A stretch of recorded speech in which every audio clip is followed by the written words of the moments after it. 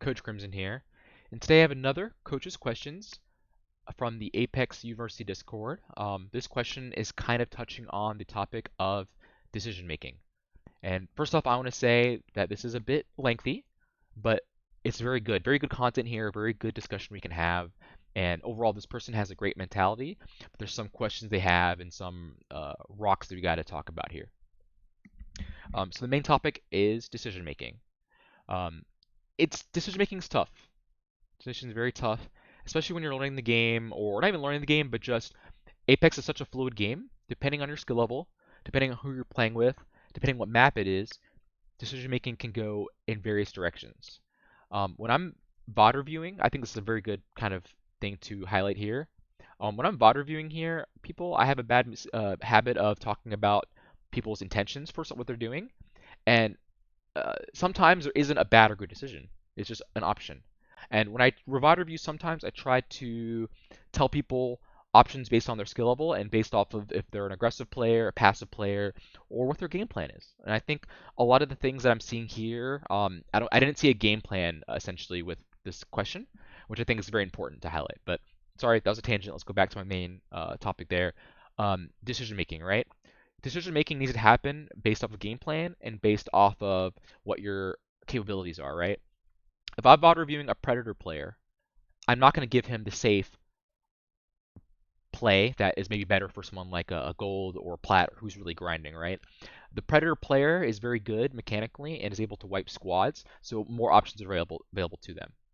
The opposite is true as well. If you're a player who's climbing the ranks, doesn't matter what your rank is, but you aren't as good as a Predator player, spoiler alert, not all of us are. There's only 750 of them in the world. You have different options available to you, right? And I think what they're saying here is obviously when you VOD review, which is important by the way, please VOD review if you don't. You can get really caught up in VOD reviews by just saying, oh, you made a mistake here. Here's the best decision there. Here, you made a mistake here. Best decision there.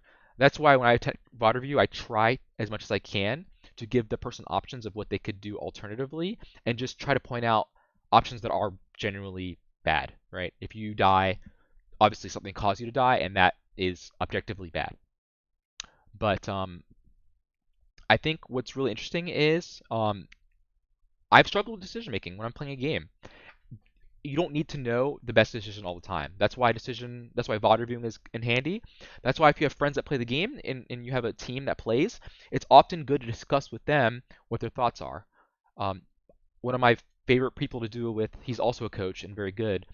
Generally, whenever I am unable to make a good decision or not sure what to do, he bounces me out because he has good opinions on it as well, and that's why we make a good duo. Whenever I don't know what to do, it's okay to ask your teammates, and that's where VOD reviewing comes into handy. You can VOD review from your coaches, the Apex University Discord, Apex University Reddit. You can always ask people what their options are, and I think that's really important. Um, I want to talk about game plan, right? Everyone's game plan is different, right? Some people's goal is to climb, some people's goal is to get better, and depending on your goal, you should make a game plan, right? I think in a scenario they said here is they were landing in staging. They wanted to rotate or third party. Here, let me just read off that. We attempt to go third party, then something bad happens, teammate goes down, they're down somebody, then if a similar situation here happens again, instead of third partying, they'd rather rotate early. Um, but if you try to rotate early, you get caught in the rotation, you die with no KP. So this is interesting because depending on the rank, depending on what your goal is, you can't just make a decision like, oh, last time I did this, I died. Every game of Apex is unique, and you can't make hard decisions like that. The problem here, at least in this made-up situation, if it is made up, there is a specific issue that got you caught while rotating in, and there's a specific issue that got you died or killed when you third-partied, right? Uh, and that's why VOD reviewing is really important because those mistakes, the game plan you have is good, right? Deciding to play zone or deciding to third party, both of those game plans are good. The stuff that happens between those in that play is what the nitty gritty, what needs to be VOD reviewed, right? And I think it's really nice if there was a clip involved, but you can't just say, oh, I did X last time, I died for it. You got to understand that there's a habit you might have done and just be aware. I have another video. I would encourage you to watch it. I think it's the one where I go over VOD reviewing.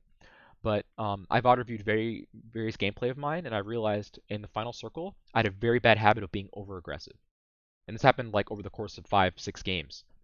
Because I VOD reviewed, I actually made that YouTube video. My next rank session, I was able to realize when I got to endgame, I was going to be very aggressive, and I decided to tone it down and play safe. Right? Initially, the summary is I'd be in final zone with some squads. I get a kill, and the player in me that's really aggressive is like, hey, we're 3v2, push, punish them, because that's the point of getting it down is punishing them, getting the squad wipe. And as a result, I was over pushing, throwing my lead and making it even 2v2 or somewhat worse, a 2v1 for my team, and we lose, right? From that, I realized, hey, getting the down is enough to put the enemy team in a bad position. It allows me to heal. It allows me to maybe ape them if the situation calls for that. It also allows my team to heal up and go punish them. We can wait for the res. I'm Seer. I'm a Seer player, so it makes zero sense why I'm so worried for them to res when I can cancel with my Q. Anyways, slight tangent. There's a video I go over that more about reviewing.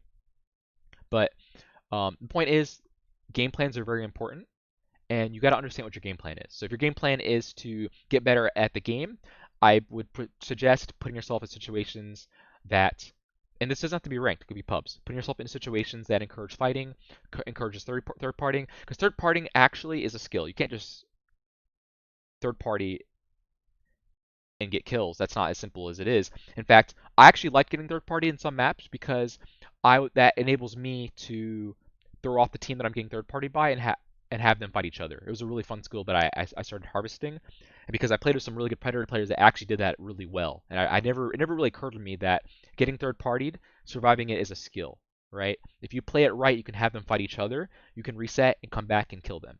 And as a result, I've auto-reviewed some games from my last Season 12 grind to Masters, and I realized there are such certain situations where I would third party, and that exact opposite situation would happen to me. I would fight them, one of the teams would reset in a certain way, and I'd be stuck fighting the other team because I can't chase, and then the other team that got the reset and healed would kill both of us, and we'd die. And again, when I analyzed that situation, I broke down my bad habits, right? I overpushed in the final circle. When I third partied, I was not able to finish the team fast enough, and both teams got a reset, or they came down and got me, so on and so forth. And again, this person talks about consistency, right? When you're VOD reviewing, you have to make sure that you find the inconsistent parts of your gameplay and make them consistent, right? The Battle Royale genre is about fighting, but it's also about consistency, right? If you're able to die 5 times and go 20th place, but also get 5 wins, is that better than someone who is going to get consistent 7th place, 6th place with a couple KP? I'm not going to judge on either of those situations, but you got to make you think, right? Is it better to play consistent, or is it better to play in bursts, right? And I think consistency is really important, because that person who gets 7th consistently, they can VOD review, figure out the mistakes that are getting them 7th, and make those 7th place, 1st place wins. Another thing that I wanted to talk about is right here. It says somewhere in here, however, when it comes to action, I find myself in situations where I have a set of good decisions to make. Because I don't particularly know which one is the best, I test the waters and try one out until it's proven bad. This is another important thing, because I think this goes back to your game plan. If you are trying to get better, I think this is a great philosophy, which you just said here. But if you are playing for rank, there's no problem with that. If you're playing to climb, then choosing the safe route is usually good. Because this is a battle royale game, it is about fighting, but it's also about surviving. So if there's a situation that allows you to play safe and survive and helps your team get to the next fight, that is still a good situation, right? Because at the end of the day, the goal is to survive. It doesn't matter what anyone's opinion is, you gain points by placing the higher you can. And if an opportunity is to play safe and get you that higher placing, or at least what I tell people all the time, if you're in a situation you're not in control or not comfortable, leave. What's the point? If you're not comfortable, it's going to promote bad gameplay. Bad gameplay promotes death. If you're not comfortable, take the situation and make it comfortable. That way you can get better at the game and practice good habits.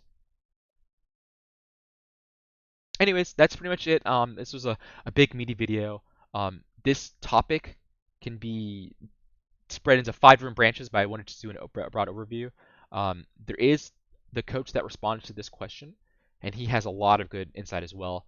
I wanted to give my own thoughts. I actually didn't finish reading his things because I like to give my own opinions first before reading other coaches' opinions because it's just a good way that I improve myself, and that's why Apex is a cool game because some things you learn in game can assist you out of game, and that's how I get better as a coach as well.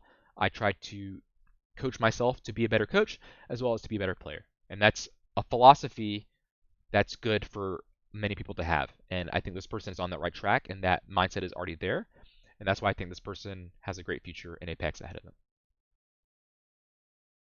Thank you. If you have any questions on it, please message me. If there's any topics here that I talked about, please let me know. I can go into depth.